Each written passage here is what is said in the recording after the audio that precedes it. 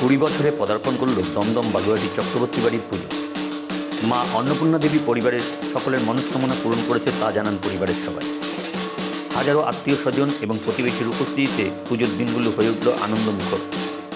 রামনবমীর দিন হাজারো ভক্তদের জন্য বসিয়ে মায়ের অন্নভোগ দেওয়ার ব্যবস্থা করেছিল এই চক্রবর্তী পরিবার এবং চক্রবর্তী পরিবারের মানুষজন মায়ের কাছে সকলের মঙ্গল কামনা ছাড়াও দুটি ছোট নবাগত শিশুর সুস্থ ভালো থাকার কামনা এবং সর্বোপরি তাদের নিজেদের ফিল্ম প্রোডাকশনের নতুন বাংলা ছবি শ্রীবৃদ্ধি কামনা রাখলেন এই মায়ের আরাধনায়। দেখতে থাকুন তার কিছু অংশ বিশ্ব বাংলা টিভিতে।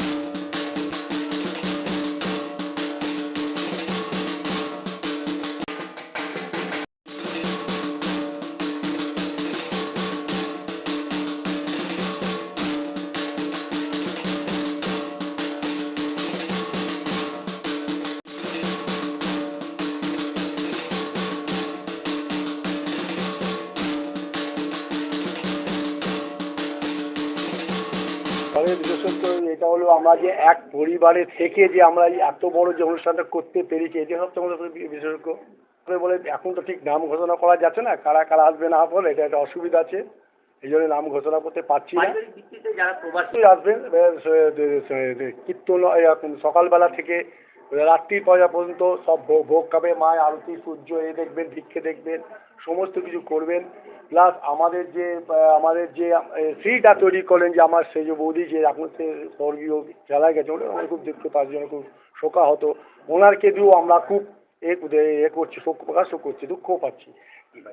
এটা তো মা অন্নপূর্ণা দয়া, আমার বিপুল আমরা অ্যারেঞ্জমেন্টটা করেছি।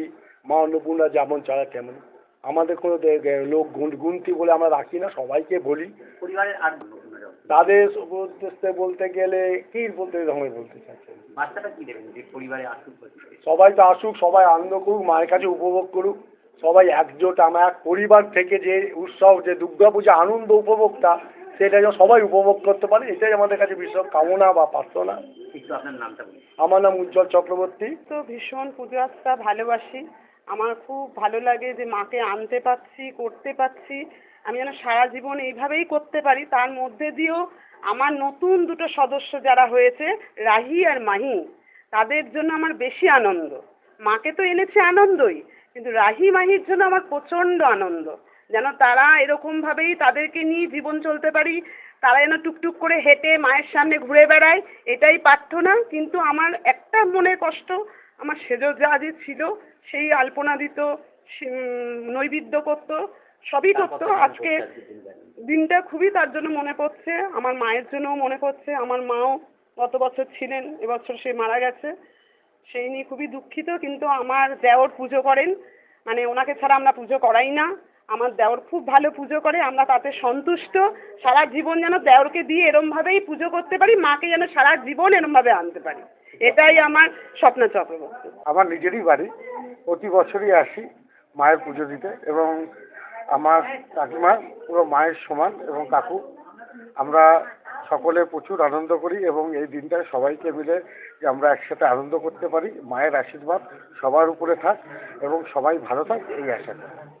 আমার বৌমা এই যে পুজোটা করতো, মানে কি বলে নবরাত্রির যে পুজোটা করে, তার ইয়েতেই ওর কোলে দুটো কন্যা সন্তান এসছে, সেই আনন্দে আমি আজকে সত্যি খুব আপ্লুত। মানে এত আজকে সেই সন্তান দুটো মানে এখন এসে পৌঁছাতে পারেনি এখানে, ওরা রয়েছে ওদের বাড়িতে, আসলে আরো ইয়েটা লাগবে। হ্যাঁ, ভীষণ আনন্দের, ভীষণ আনন্দের।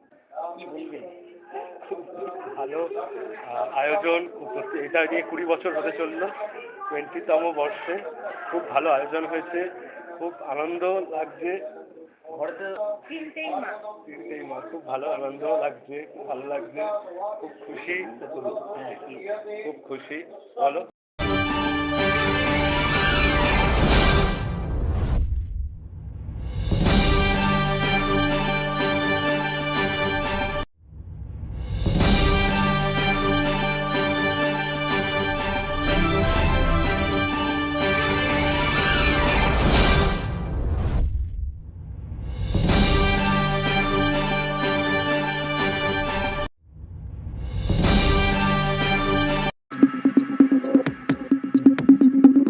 চোখ রাখুন বিশ্ববার্তা টিভিতেই, যার সততাই শেষ কথা। Audio Jungle.